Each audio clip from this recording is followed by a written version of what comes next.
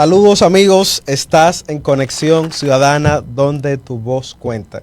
Soy Ricardo Yen, recuerda que en Conexión Ciudadana tu voz cuenta. Desde este espacio, desde esta tribuna que se transmite desde Cordillera FM en el municipio de Bonao, abordamos temas fundamentales de interés local, desde economía, política, medio ambiente y problemáticas sociales. Desde ya en este espacio se ha ido paulatinamente proyectando como un espacio donde diferentes actores de la vida local y nacional, desde profesores, empresarios, políticos, activistas sociales y comunitarios, se han dado cita para externar las principales preocupaciones de este municipio y de las principales problemáticas nacionales, o sea, de la República Dominicana. Esta transmisión se está realizando desde mi cuenta personal de Facebook como Ricardo Yen RD, así como de la cuenta de YouTube de Conexión Ciudadana. De la misma forma, desde la plataforma de Facebook de Cordillera FM, esta transmisión llega a ustedes. Les agradezco que a través de esta transmisión podamos llegar a sus hogares, podamos llegar por las diferentes plataformas, sea desde una computadora, un teléfono celular o cualquier otro aparato electrónico. La idea es que podamos llegar y compartir informaciones y análisis, insisto, de temas fundamentales. Señores, esta semana en la República Dominicana, hasta el día de hoy, estamos lamentando la tragedia en la discoteca del Jet Set, y no somos reiterativos, simplemente es que es un asunto que ha conmocionado a todo el país por las implicaciones, por el número de muertes. Asciende a casi 300 personas que han fallecido. Hay destacadas figuras, pero más que eso, los que están, digamos, en una especie de anonimato, que no son figuras ni artistas, pero que tienen el mismo valor y el tratamiento en el rango de importancia para todo el país. En otro orden, hemos recibido desde Conexión Ciudadana una denuncia de un video que nos llegó, si el Control Master no puede asistir ahí, donde dirigentes comunitarios denuncian la extracción indiscriminada de materiales. Estamos hablando de la comunidad de Rancho Nuevo en Bonao. Estos videos nos llegaron hace tiempecito ya, es decir, hace menos de 24 horas, y estamos externando esta denuncia de una presunta extracción indiscriminada de materiales en Rancho Nuevo que afecta diferentes espacios, sobre todo el río Yuna. Esa fue la denuncia que nos llegó desde este espacio Conexión Ciudadana. Recuerden que en Conexión Ciudadana tu voz cuenta. Señores, el día de hoy tenemos un invitado para abordar una serie de temas propios de la idiosincrasia de este municipio y hasta del país. El día de hoy tenemos al profesor Carlos Ortiz, especialista en antropología social y cultural. Carlos Ortiz ha sido un destacado activista a favor del medio ambiente y ha tenido una incidencia en el municipio de Bonao, también por sus conocimientos en el área municipal. Y bueno, Carlos, muchas gracias por haber aceptado la invitación a Conexión Ciudadana. Saludos, Ricardo, gracias por la invitación. Saludo al pueblo de Bonao, a toda la audiencia que se conecta a través de las redes sociales. Eso llega al país y más allá. Es un placer para mí volver a estar contigo, con tu gente acá. Aquí estamos para compartir lo que hemos ido recogiendo y aprendiendo en esta ciencia llamada la antropología social y cultural. Gracias, Carlos. Carlos, a veces cuando se analiza un tema, casi siempre se le da un enfoque político, por ejemplo, desde el poder, para explicar un fenómeno de la realidad social. Se le da a veces un enfoque económico para explicar la relación de la producción, cómo se distribuyen bienes y servicios. Y a veces son visiones dominantes a la hora de analizar una cuestión particular de la vida social. Ahora, por tu formación en antropología, nos gustaría empezar a tratar un tema muy puntual a propósito de este asueto de Semana Santa que ya va a empezar en víspera de Semana Santa y son las creencias religiosas. Desde el punto de vista de la antropología, ¿por qué las creencias religiosas forman parte de la vida de las personas? ¿Por qué están como tan arraigadas, como si fuera un miembro del cuerpo? ¿Cómo lo ves tú? Bueno, lo primero es que el ser humano se caracteriza en el reino animal, en la naturaleza, por ser un ser social y sobre todo cultural, es decir, que depende de lo que la comunidad le transmite. Uno de esos fundamentos está precisamente relacionado con las creencias, que son los motores que conducen las acciones de los seres humanos, porque para poder movernos necesitamos tener unos, se le llama constructos en la mente, que nos indiquen el camino.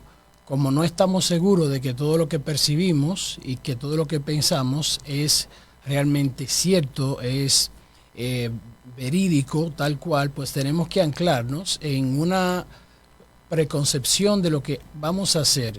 Debemos prepararnos antes de hacer algo mentalmente para afrontarlo. Ya cuando estamos en ese fenómeno, lo estamos enfrentando, pues vamos viendo, digamos, cuáles son sus componentes fácticos, de que son hechos que uno puede.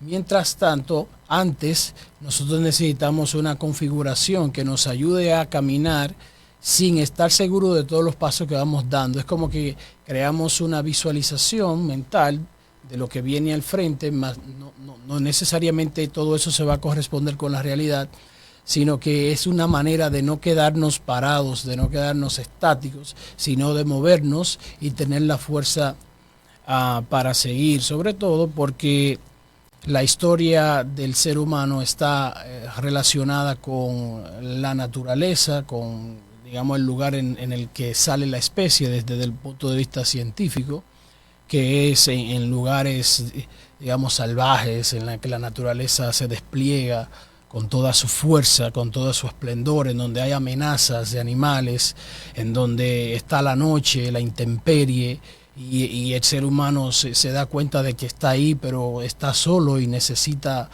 algo que le pueda ayudar a no quedarse paralizado, a avanzar. Y las creencias juegan ese rol fundamental. Sin creencias el ser humano no puede vivir, porque es que el mundo es tan incierto, es tan gigante, que para nosotros poder relacionarnos con él necesitamos tener unas ideas preconcebidas. Si no sabemos qué es, pues por lo menos inventarnos qué es. Hay una superestructura a nivel de creencia. Claro, porque es que no hay forma de uno poder agarrar el mundo así en sus manos, porque es demasiado grande y la mente tampoco puede hacerlo. Para poder relacionarnos, pues nuestra mente necesita establecer dentro de ella ciertos mecanismos que por lo menos nos motiven a seguir adelante, a pesar de que no conozcamos todo, a pesar de la incertidumbre, del desconocimiento, de la ignorancia, de los miedos que están ahí. Necesitamos esas creencias que nos den la fuerza, la motivación para afrontarlo el mundo. Claro, por ejemplo, en Occidente prima la visión judeo-cristiana, pero dentro de esa misma visión hay, digamos, religiones, hay creencias que son diversas en función incluso de la misma geografía de la región. ¿Por qué se dan esas diferencias dentro de un mismo marco de pensamiento? Bien, en primer lugar, las religiones se pueden dividir por, digamos que el tamaño que tienen o la llamada, digamos, evolución del grupo humano en el que se está manifestando. Sí. Esto es que una religión animista que entiende que las plantas tienen un espíritu, que se pueden comunicar con ellas, y de igual manera los animales, no es lo mismo que la religión cristiana o judeocristiana, que ya tiene una estructura montada que se le conoce como una religión institucional. Eso hay que dejarlo ya de base. No todo el mundo tiene la misma religión y tampoco corresponde al mismo tipo de religión, de manifestación religiosa. Hay comunidades en las cuales no hay una estructura como en el cristianismo, que tiene escritos, que tiene unas jerarquías, que tiene la llamada liturgia, etcétera. Hay comunidades que solamente entienden que hay seres por ahí que ellos pueden comunicarse. Eso es de base.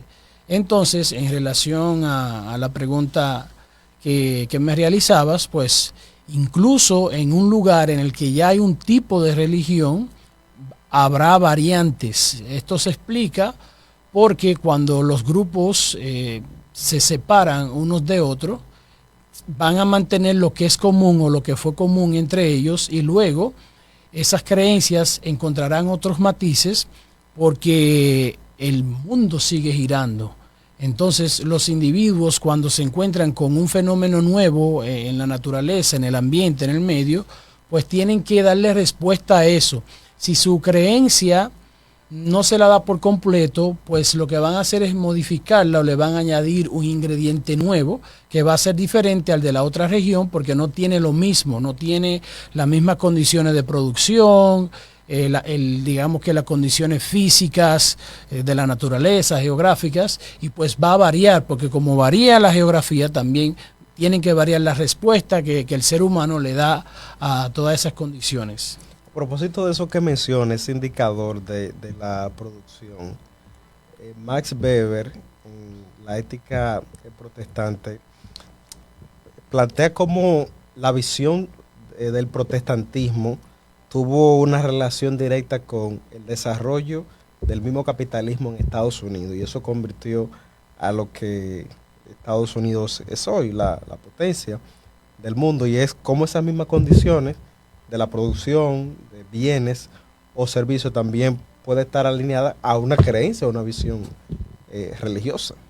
Sí, porque la manera en como tú asumes el mundo, eso va a producir productos, valga la redundancia, que están vinculados con eso, el resultado, las manifestaciones que se van a producir en base a tus creencias, pues ya están moldeadas, van a estar condicionadas por esas creencias, esos imaginarios que ya tienes en tu mente. Si tú tienes una creencia calvinista en la que crees que está predestinado y que eso tiene que manifestarse en riqueza, pues tú vas a hacer todo lo posible para que eso se vea en ti, para confirmar la creencia.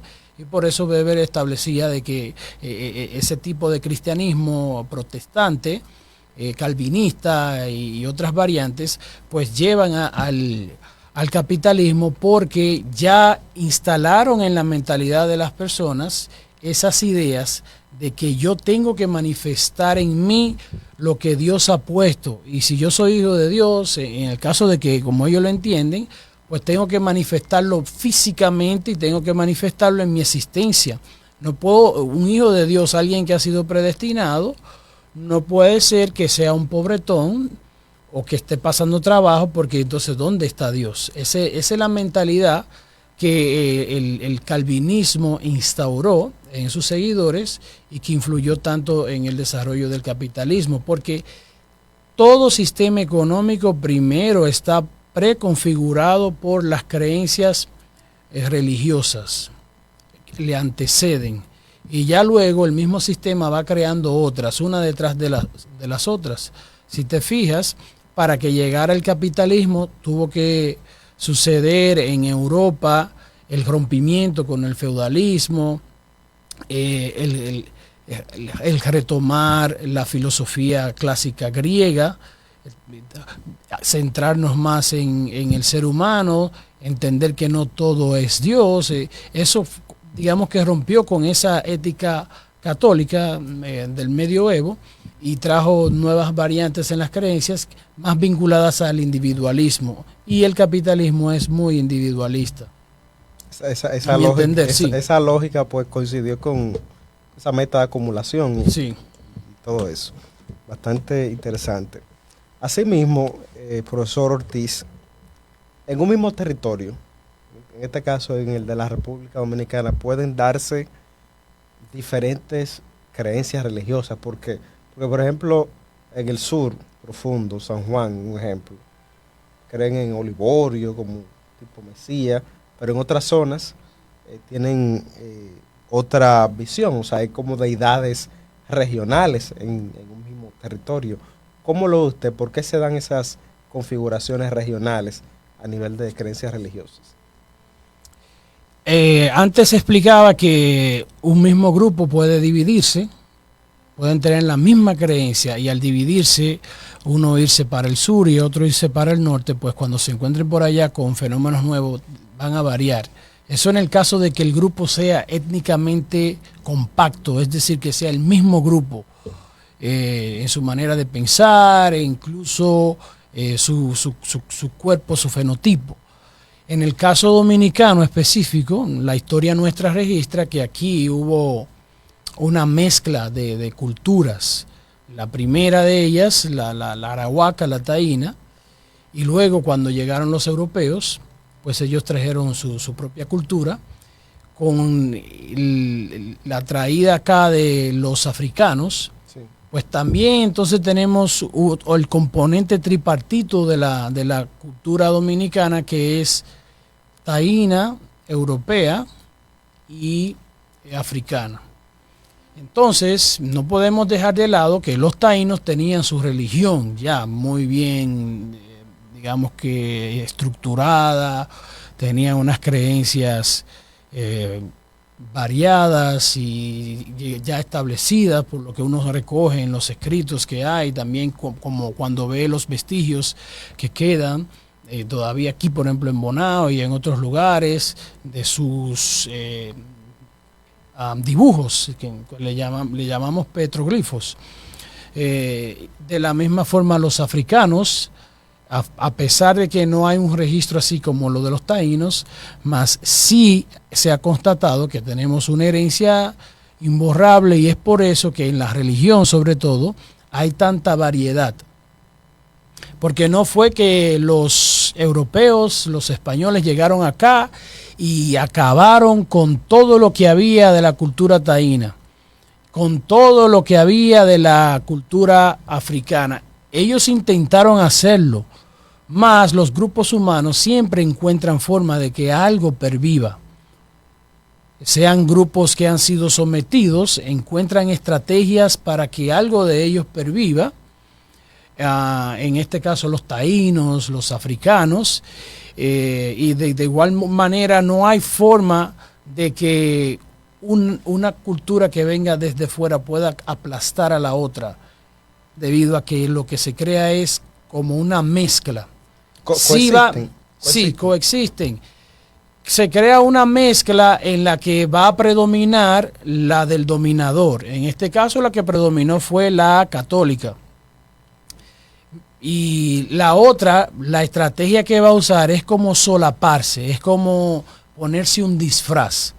Y eso es lo que dio origen al llamado sincretismo dominicano, que hay una religión netamente dominicana llamada la 21 División, que hay otros que le llaman el vudú dominicano, porque tiene un parecido con el vudú haitiano, mas no son lo mismo. ¿Cuáles son las diferencias? Cuando uno estudia el vudú haitiano se da cuenta de que ellos tienen como un calco muy parecido a eso que trajeron de África occidental. Por ahí creo que, vamos a ver, Kenia, el Congo, donde estaba la religión yoruba, tienen unos dibujos, creo que le llaman yeye. Hacen unos dibujos para cada como renglón de los dioses o de los espíritus. Esos dibujos ellos los usan en sus rituales. También el vudú haitiano tiene como un templo. Tiene un templo donde hay una especie de sacerdote o sacerdotisa. Se te fija, tiene esos elementos. En el vudú dominicano, más bien la 21 división, eso no se da, no se tienen esos dibujos, ni tampoco hay un templo a donde la gente va. Aquí lo que hay es unos altares que la gente tiene en sus casas. Esos altares tienen los santos católicos. Sí. Lo que hicieron los taínos y los africanos fue que, como no podían manifestar su religión porque era mal vista o perseguida, ellos identificaron de que ese santo católico se parece a mi espíritu, a mi luá. Entonces lo que yo puedo hacer es usar la imagen o usar el mismo nombre, pero al final, en el fondo, yo estoy sirviéndole al mismo espíritu. Esto no quiere decir que aquí hay satanismo, ni que esto es cosa del diablo, sino que los taínos tenían una religión que no responde para nada a Satanás ni al diablo, y los africanos también. Lo que pasó fue que una de las maneras para el catolicismo, el cristianismo, desmotivar a que la gente era como decir, eso es malo, eso es diabólico, como para meterle miedo a la gente. Mas no se pudo con eso porque muchas de esas comunidades incluso estaban separadas de los poblados que estaban bajo el dominio de los europeos. Y lo que hacían era los africanos que se iban a lugares lejanos, en los que eran casi impenetrables, y allí formaban comunidades como las llamados manieles o cimarronaje. Entonces allá ellos eran más quilombo. Sí, quilombo. Allá ellos eran más libres y podían manifestar sus religiones, digamos lo que quedaba, lo que recordaban de su religión. Luego se fueron acercando y empezaron como a convivir hasta cierto punto, y ahí buscaron la manera llegó el sincretismo. Claro. Es, digamos, a grandes rasgos, así se puede explicar las diferencias que hay en cuanto a variantes del mismo cristianismo con elementos autóctonos de los taínos y elementos africanos. Hay una mezcla. Sí, hay una mezcla entre ambos. Más hay que reconocer que lo predominante siempre aquí va a ser lo católico, el cristianismo. Claro, y por ejemplo hay expresiones religiosas que son regionales y locales. Si aterrizamos eso al municipio de Bonao, provincia de Monseñor Noel, ¿cómo se dan esas creencias religiosas muy particulares de la provincia, del municipio?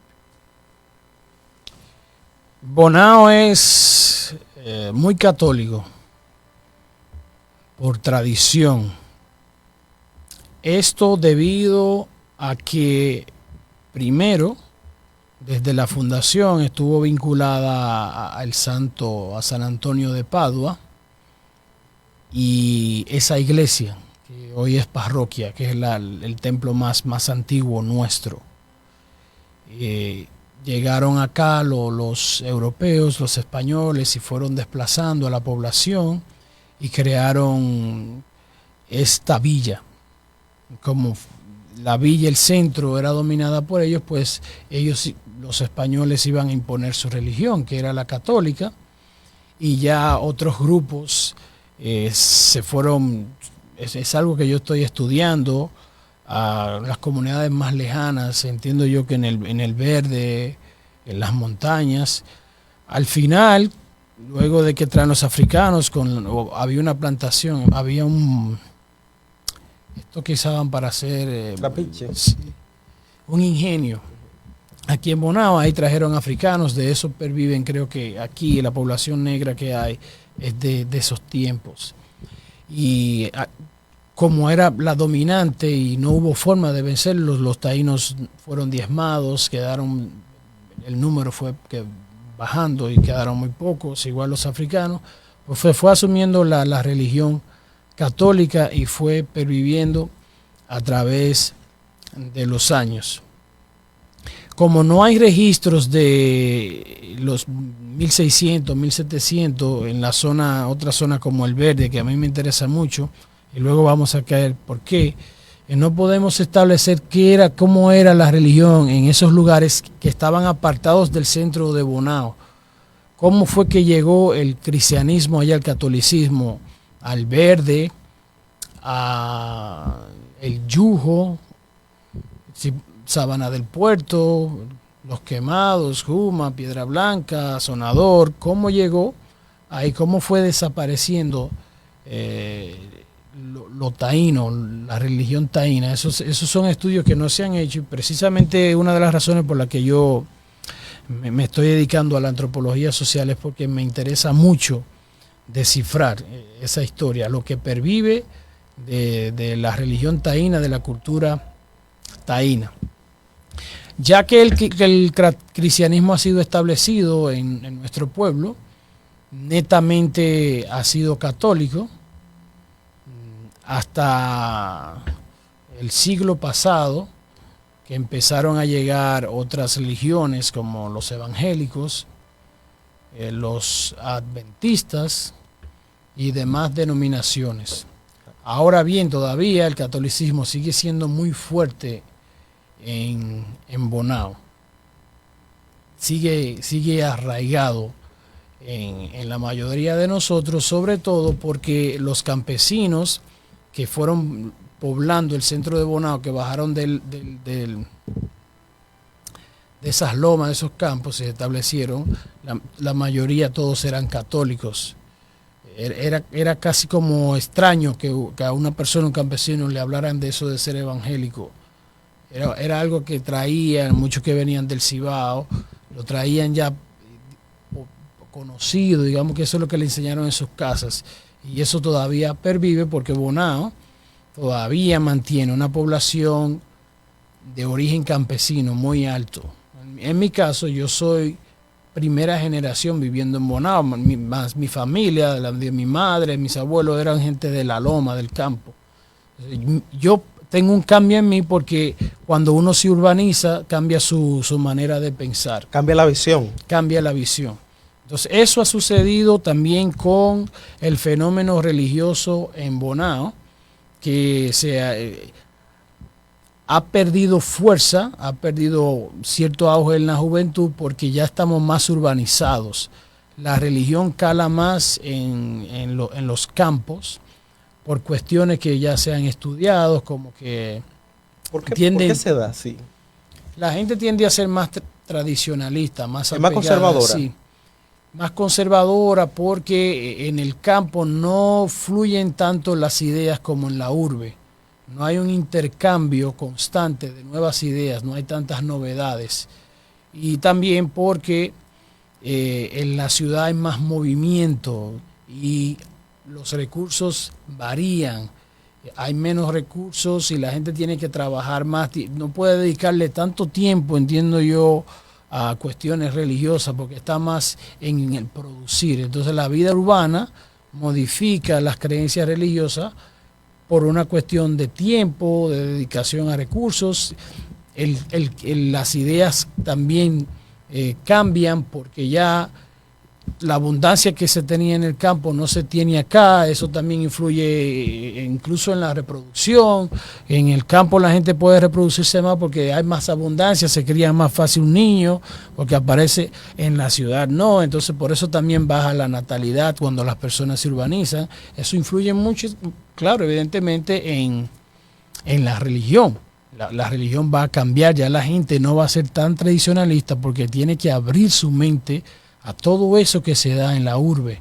No puede mantenerse cerrado porque lo que le daba resultado allá, hacer sus oraciones, sus rezos, acá ya porque no puede, eso no le da una respuesta a su vida tan contundente como antes.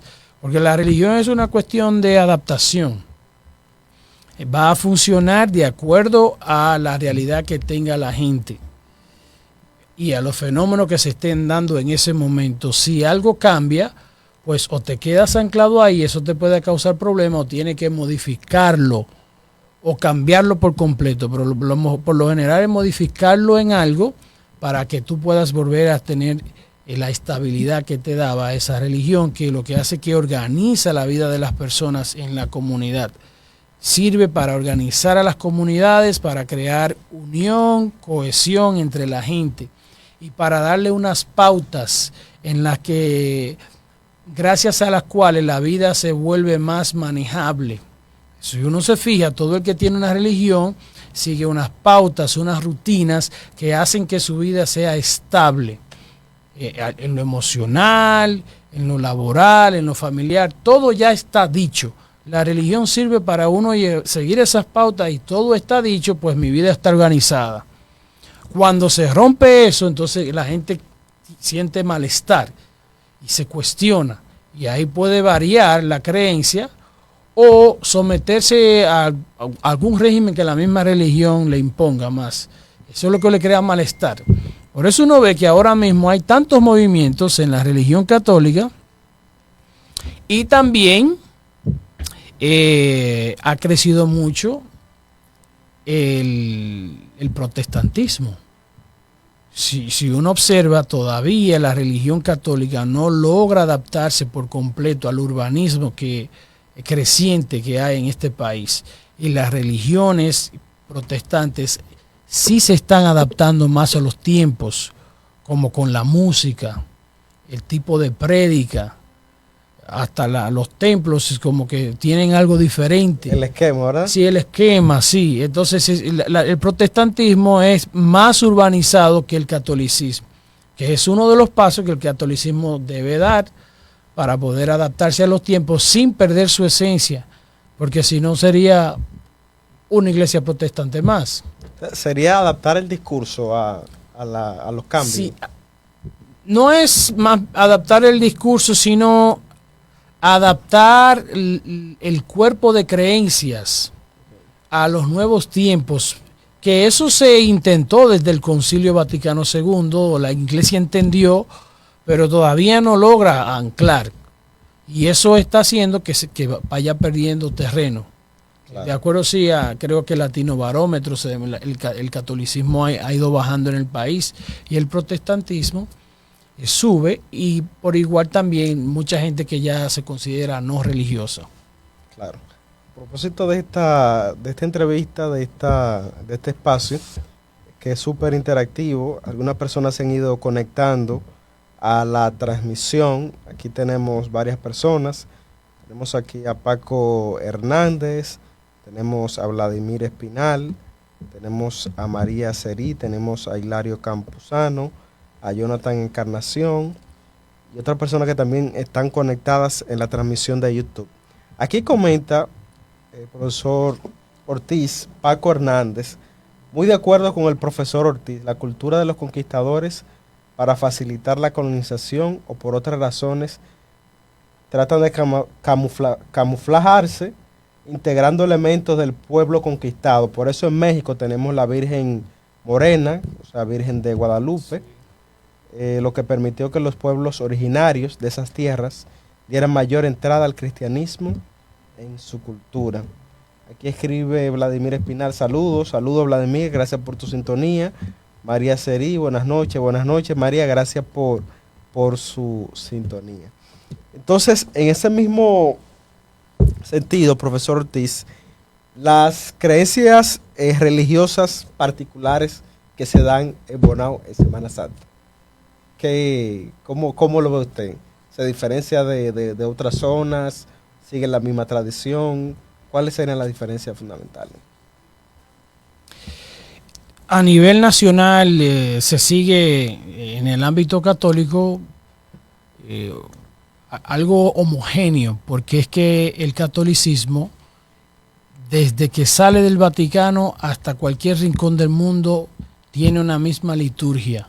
En el caso de los católicos romanos, apostólicos y romanos, por tanto, las prácticas que se den van a ser común en todo el ámbito, el espectro donde está el catolicismo. Si bien hay algunas variaciones, como que el catolicismo en España en Semana Santa es de una forma, eso me di cuenta porque un amigo estuvo allá y nos fue mostrando que se hacen muchas procesiones,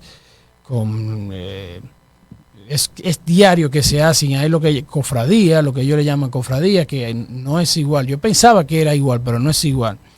Asimismo sucede en el país que es casi igual, más aquí yo tendría que ir pueblo por pueblo, porque son estudios que se tienen que realizar. Creo que hay algunas particularidades que yo he observado. Por ejemplo, en el Jueves Santo, al final de ese día, que es el del lavatorio de los pies y la institución de la Eucaristía, como le llaman los católicos, se hace un monumento, ellos le llaman monumento a la Eucaristía, de adoración al Santísimo, que hacen una decoración preciosísima en el templo con muchas flores vivas, las velas, y ponen el Santísimo, que es la hostia que los católicos creen que es Cristo. Y entonces ahora cada iglesia de Bonao como que quiere hacer su monumento que quede el más bello. Mucha gente lo que hace es que va a esta iglesia y va a la otra para mirar cómo quedó. Eso solamente dura, creo que es como menos de 24 horas, porque se hace en la noche y ya el otro día, Viernes Santo, ya se está quitando. Eso hay que aprovecharlo en ese corto periodo de tiempo para uno poder apreciarlo. Aquí se hacen muchos vía crucis en las comunidades, en los barrios, en los campos también. Antes se hacía mucho una procesión desde Bonao hasta donde le dicen el Monte María. Se sigue haciendo, pero ha bajado porque la juventud no está muy en eso. Hay una desconexión. Eso se hacía los Jueves Santos. Se hacía los Viernes Santos. La gente determinaba, podía ser cualquier viernes también, que las iglesias o parroquias establecieran un día y vámonos para allá. Yo llegué a ir muchas veces. Se hacen dramatizaciones en algunas parroquias de la Pasión de Cristo el Viernes Santo. Es algo que se ha estado haciendo por mucho tiempo. En los campos también creo que no hay mucha variación. Sí, como estoy trabajando en la zona del Verde, en esa sección, ellos también hacen una procesión que no es conocida en Bonao. Que es muy particular de la zona. Sí, para mí es algo único en Bonao entero. Incluso, cuéntanos en detalle cómo es. Sí, por ellos antes era una tradición que instauró un señor que para mí es fundamental y que yo tengo esa investigación, ya la empecé, pero necesito porque para mí es realmente muy importante, porque ahí hay algo espiritual, hay un fenómeno sobrenatural al cual se debe atender con el mayor respeto, apertura mental, de que ese señor, según me cuentan los familiares, tuvo como una revelación y en un lugar y ahí que pusieron una cruz. Es le llaman la cumbre en el Verde. Entonces se hacían procesiones, peregrinaciones, vía crucis. Ha ido decayendo porque con la llegada de estos tiempos, si no hay, digamos, quien lo continúe, va como varian. Sin embargo, lo hacen. Los Viernes Santos se van temprano en la madrugada, puede ser a las 4, a las 5, y suben. Es como que es una obligación, es una tradición llegar a la cumbre. Y allá hay una cruz. Y está muy conectado a la historia del Verde y creo que a la historia de la religión en Bonao. Porque ese señor fue el que fundó la capilla del Verde, Nuestra Señora del Carmen. Es algo curioso que yo, leyendo el libro Historia de Bonao, el único que tenemos, el autor, el profesor Francisco Antonio Batista García, también, al parecer él era muy católico, él escribe sobre las tradiciones católicas.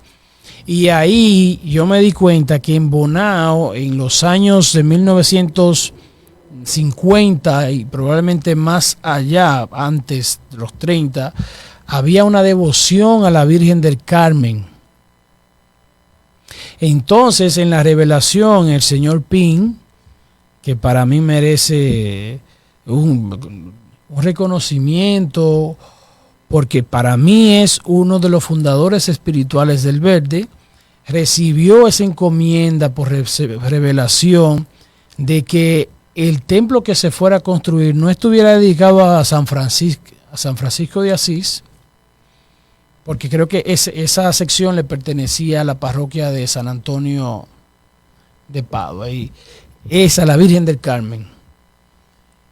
Y así se hizo. La patrona del Verde es la Virgen del Carmen, y ese mismo señor es que recibe la revelación de que esté en ese lugar una cruz para que la gente suba.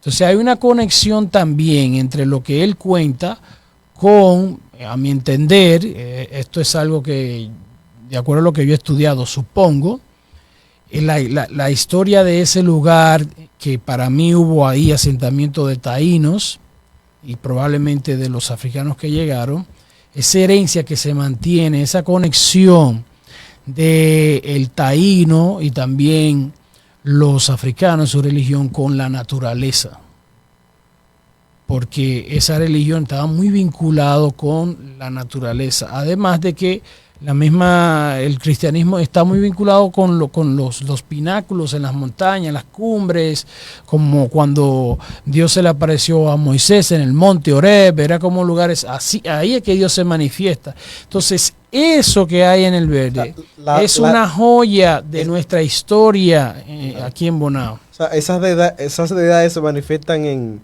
el paso de la naturaleza. Sí. Hay una conexión espiritual con algo que no puedo tocar, pero que puede incidir en mi cotidianidad. Exacto, y un lugar en el que tú tienes que moverte y hacer un sacrificio y llegar ahí, un lugar silencioso. Está muy conectado incluso con el catolicismo franciscano y el catolicismo de los monasterios, en el que Dios se manifiesta en el silencio, en el que Dios está en ese lugar apartado, como cuando Jesús va a un lugar apartado en el Getsemaní, solo, donde hay árboles. Entonces es una conexión que se puede como entrever en esa historia del Verde.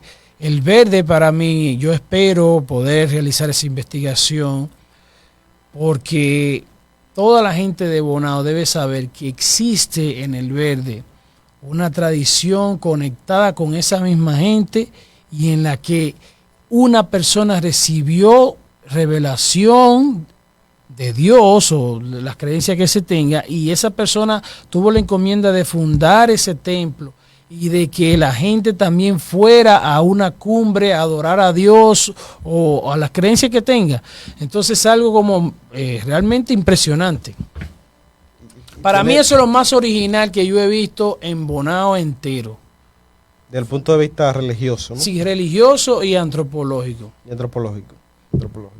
Señores, estamos con Carlos Ortiz, especialista en antropología cultural y social, analizando las creencias religiosas de este municipio de Bonao y matizando, digamos, la visión judeocristiana del mundo occidental. Señores, vamos a ir a una pausa comercial y retornamos con Carlos Ortiz en exclusiva en Conexión Ciudadana.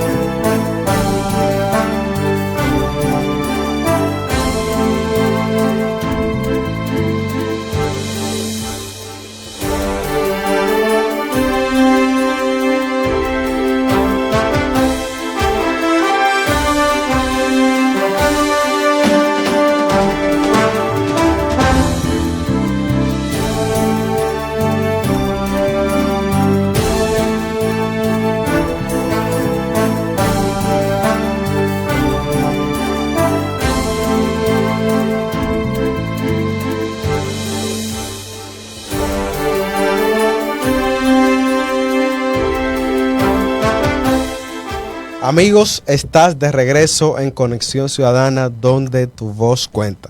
Estamos en una entrevista en exclusiva con el profesor Carlos Ortiz, especialista en antropología cultural y social, analizando en víspera de Semana Santa las creencias religiosas a nivel nacional, pero particularmente del municipio de Bonao, provincia de Monseñor Noel. Profesor, aquí comentan durante esta transmisión, Berenice Serí, desde una mirada cristiana, todos nacemos con una necesidad espiritual, un deseo profundo de conectarnos con Dios. La religión no solo es una costumbre, es una forma de buscar a nuestro Creador, de entender el propósito de nuestra vida y vivir conforme a su voluntad. A través de la fe encontramos consuelo, dirección, esperanza, especialmente en los momentos difíciles. Escribe Raquel Abad Lora. Hola, buenas noches. Saludos, Raquel. Gracias por tu sintonía en Conexión Ciudadana. Es decir, las creencias religiosas le dan un propósito, más allá del espacio temporal, y da una perspectiva del más allá. Sí, gracias a todos por los comentarios. Saludos a todos los que han escrito. Estoy de acuerdo, claro, es así, y anteriormente decía que las creencias le dan al ser humano un piso sólido sobre el cual colocarse ante la incertidumbre, los miedos. Sin las creencias mucha gente se queda en el vacío, y la Semana Santa es tan importante precisamente porque nos habla del problema mayor en la existencia humana, que es el de la muerte. Creo que todas las religiones se crean, o el ser humano se conecta con una esencia que le llama Dios, le puede llamar lo superior, el Altísimo, el Espíritu Absoluto, el nombre que se le quiera dar, porque es el que le da como tranquilidad con respecto a el saber que uno se va a morir. La incertidumbre. La incertidumbre es que saber que uno se va a morir, que va a dejar de existir, y no saber qué va a pasar después de ahí, eso crea malestar. Eso incluso puede poner a uno loco. Hay gente que se puede deprimir por eso. Entonces, la Semana Santa atiende esa necesidad íntima, profundísima del ser humano, saber que va a morir y encontrarle una salida a eso. ¿Cuál es la salida? Que Dios puede volver a uno a la vida. Eso es la resurrección. Y que Dios mismo baja a la tierra, se vuelve hombre, muere y resucita. Eso da una paz que no la puede dar el mundo, como dice la Biblia. Y no es que yo lo crea tal cual, sino de la explicación funcional y atendiendo a las necesidades psicológicas del ser humano, es que si todos morimos y se acabó todo ahí, como que eso nos causa un malestar, como que no puede ser. Si todos morimos y no sabemos qué va a pasar con nosotros, también nos causa malestar. Porque o se acabó todo, o no sabemos qué va a pasar. Ahora, si todos morimos, si hay algo que nos permita dar un paso hacia una existencia igual o mejor que esta, pues esa es una mejor salida. Y el Cristo resucitar, Cristo es el símbolo, entiendo yo, del ser humano que sabe que va a morir y le encuentra la salida, que es la resurrección. Por eso, para la Iglesia Católica, la Pascua de Resurrección es su hecho fundamental. Como dice en los textos bíblicos, si Cristo murió y nos resucitó, ¿qué sentido tiene en nuestra creencia? ¿Qué sentido tiene? No hay. Esta es la religión que le ofrece al ser humano, que al morir va a haber algo y que será bonito, va a ser estar con el mismo Dios en su casa, en su morada. Entonces no es para menos la celebración de la Semana Santa, que cuando uno la interpreta con esta perspectiva de que es darle respuesta al problema de la muerte, no es que uno tenga que ser creyente, católico, cristiano para uno detenerse a reflexionar. Es que todos nos vamos a morir. Y qué bueno que se celebra la Semana Santa para recordarnos a Jesús que vence la muerte, pero también recordarnos a nosotros que nosotros vamos a morir y que tenemos que actuar de acuerdo a eso.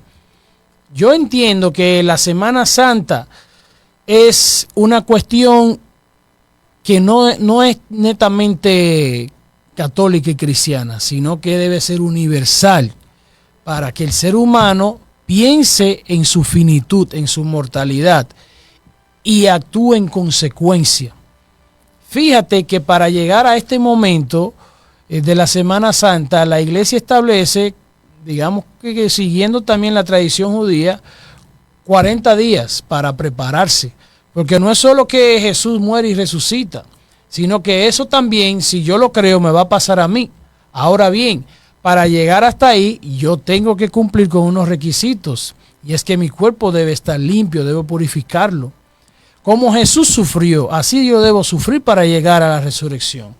Y eso nos habla a nosotros de que si queremos ser personas buenas, que funcionen en una sociedad que lo necesita, que lo amerita, pues también tenemos que limpiar algo en nuestro corazón, en nuestra mente. Porque sea que nosotros cuando muramos vayamos a resucitar o no, lo importante es que llevemos una vida santa aquí, porque es lo que más le conviene al ser humano, que seamos santos, que si hay pecados los limpiemos, los quitemos, para que haya armonía, para que la sociedad pueda estar en paz y haya un progreso que sea integral para todos. Creo que se puede dar mejor así. Si todos nos miramos lo que tenemos de negativo, intentamos limpiarlo. Y para eso sirve la Cuaresma y la Semana Santa. A propósito de eso, de la muerte, también se estima que, bueno, si en esta vida no me ha ido muy bien, bueno, hay un más allá, hay una perspectiva. Y hay autores que dicen, bueno, pero podemos tener una mejor vida en el más acá y también en el más allá. Sí, independientemente de que muramos o no. ¿Cómo lo ve usted? ¿Es posible que sea compatible un mejor de hoy? O sea, vivir una vida buena aquí y una vida buena allá. ¿Cómo lo ve usted? Una de las críticas que se le ha hecho a la religión desde posiciones ateas, antiteístas, es que, incluso filosóficas, es que hay religiones como que propician la conformidad de uno mantenerse pobre en el mismo lugar. Es una interpretación porque se ha manifestado así el cristianismo en algún momento, pero no es del todo, creo yo, cierta o valedera, porque el mismo cristianismo, las creencias cristianas, te hablan de un paraíso que puede ser vivido aquí, o que el reino de Dios puede acercarse. Y yo entiendo que el reino de Dios no va a ser de problemas, sino va a ser de bien. Entonces, el que entiende el concepto del reino de Dios de acuerdo a los escritos bíblicos, va a intentar en su vida traerlo aquí, no esperar a que llegue allá, porque la misión es traer el reino de Dios aquí, de acuerdo a la interpretación que yo le doy, y por eso es válida la doble apuesta de que si muero voy a estar en bien lugar, pero también aquí yo puedo procurarlo o lograrlo, que el reino de Dios se pueda instaurar aquí. Eso es lo que entiendo. Esa perspectiva, la recuerdo de un libro que leí de un teólogo y sociólogo, Marcos Villamán, Repensar los caminos, donde él pone esa cuestión. Ok, el más allá está muy bien y la gente por tema espiritual de creencia puede mejorar, pero también dice, aboga porque también el más acá también sea bueno, o sea, plantea de una vida buena. Profesor, aquí durante esta transmisión, aquí vemos a Vladimir Espinal que escribe, las personas suben todos los Viernes Santos en la peregrinación y oración a ese lugar. Esto se ha convertido en una tradición de la comunidad. Y escribe, se ha convertido. No sé si se refiere a usted o... Sí, sí, es a mí. o No dice, entiendo la pregunta. abajo dice se ha convertido. Se ha convertido en una tradición de la comunidad, más bien. Sí, Vladimir me va a llevar a la cumbre porque no he ido todavía. No ha ido. Entonces Vladimir es que me va a llevar. Saludos, Vladimir, tenemos eso pendiente porque es algo que tengo aquí y que quiero visitar ese lugar especial en la cumbre. Y es una tradición que no se debe perder. De ahí la importancia de la investigación que yo pueda hacer para recoger la historia, darla a conocer y que la gente del Verde procure que eso nunca se pierda, que las nuevas generaciones lo puedan continuar, porque ya es una cuestión identitaria. Si tú tienes una tradición tan bonita en un lugar tan especial, tan única, ya no es que tú creas o no, es que eso es parte de tu identidad y tú tienes que cuidarlo. Si tú no vas a ir a la cumbre a orar, pues puedes ir a meditar o a contemplar la naturaleza con respeto, porque es parte de tu identidad y tienes que cuidar el camino para llegar allí, tienes que cuidar el mismo altar que hay allí, la naturaleza, porque es un lugar ya que es propio de ti, de tu comunidad. Entonces, de ahí la importancia de eso. Cuando yo me enteré de eso, yo quedé maravillado, porque es que eso vincula a la comunidad con una historia y con incluso la conservación de la naturaleza.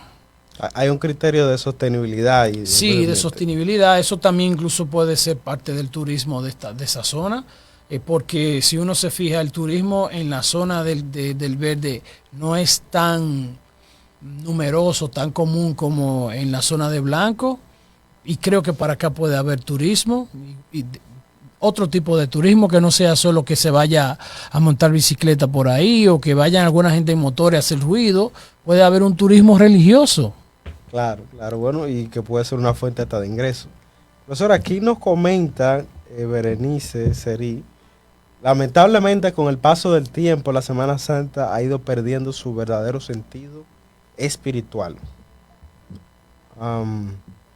Lo que antes era un tiempo de recogimiento, oración y reflexión sobre el sacrificio de Cristo, hoy en muchos casos se ha convertido en una ocasión para fiestas, viajes y excesos, donde incluso se ve con normalidad el consumo de alcohol y otras conductas alejadas de la fe. Este desvío refleja una desconexión con el mensaje central del Evangelio. Jesús murió por amor a nosotros y resucitó para darnos vida eterna.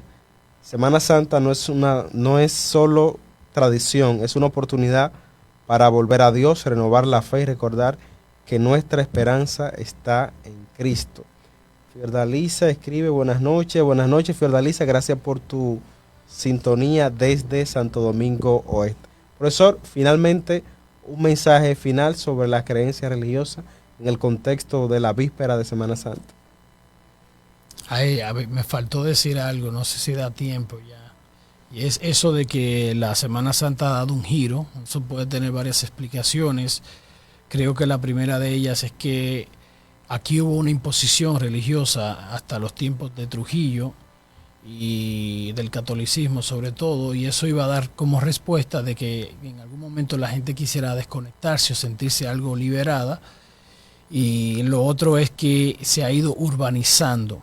Y no podemos negar que estamos en un país capitalista donde la gente trabaja mucho y si tienen una fecha en la que le van a dar una vacacioncita entre ir a la iglesia, que quizá ellos lo hacen todos los domingos, y irse a la playa, pues estiman que le conviene más, quizás para sentir su cuerpo más relajado.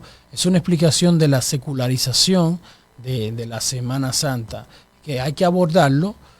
No solo desde lo teológico, sino entender cuál es la realidad dominicana que ha llevado hasta eso. El mismo Estado dominicano creo que ha relajado el seguimiento a lo que se hacía antes en los medios de comunicación, como cuando antes se colocaba música sacra, y ya eso ha ido variando. Eso disloca a la gente y disloca la misma creencia a la iglesia. Hay muchos factores que no solo el teológico, sino factores sociales, políticos, económicos que explican que la Semana Santa no se celebre como antes, y también sociológico, el cambio del campo a la ciudad, la urbanización del país. Finalmente, la creencia, sea religiosa o de otra índole, eso es realmente necesaria para uno poder tener estabilidad emocional, salud mental. La Semana Santa debe ser un espacio para reflexionar, tanto el que sea religioso como el que no, para un cambio en su vida, lo que significa muerte, negatividad, usted encontrarle la forma de cambiarlo, de dejarlo y ser un ser renovado, porque la resurrección no es solamente que vamos en otro lugar, sino que uno puede resucitar dentro de sí, uno puede nacer de nuevo, nacer con un ser más maduro, más espiritual, más armonioso, y la Semana Santa nos invita a eso. Debe ser un espacio para que nuestros niños, niñas y adolescentes también se conecten con la tradición nuestra de la celebración de Semana Santa como un espacio, un tiempo para reflexionar, para hacer algunos sacrificios. Es muy importante que enfoquemos la Semana Santa en la niñez, en la adolescencia, porque eso es algo que está afectando, que muchos padres se descuidan y no quieren mandar a sus hijos a la iglesia o a algún lugar, a algún retiro, y luego se pregunta que por qué que a este muchacho no le gusta nada de lo espiritual, porque es que la religión, las creencias se transmiten desde la niñez. Es muy importante que el papá y mamá, si es católico, que lo mande a algo, a un vía cruz, y que lo mande a algo de la iglesia. Si es evangélico, mándelo al culto. Si no está muy en religión, mándelo para un lugar que pueda reflexionar con su abuela, que le hable de las tradiciones, para que se conecte con lo espiritual en su mente, que no puede quedarse de lado, porque si no vamos a tener una sociedad desorganizada, enferma, con depresión, con muchos problemas. Si no estamos conectados con lo espiritual, eso crea un dislocamiento que al final lo que da es problemas. Sí. Señores, estuvo con nosotros Carlos Ortiz, especialista en antropología social y cultural, abordando las creencias religiosas a nivel nacional de este municipio, de una perspectiva de la antropología, matizando sobre las relaciones sociales, de producción, etcétera. Señores, hemos llegado al final de esta transmisión. Gracias por sintonizar este espacio Conexión Ciudadana. Recuerda que en Conexión Ciudadana tu voz cuenta. Nos vemos en una próxima entrega.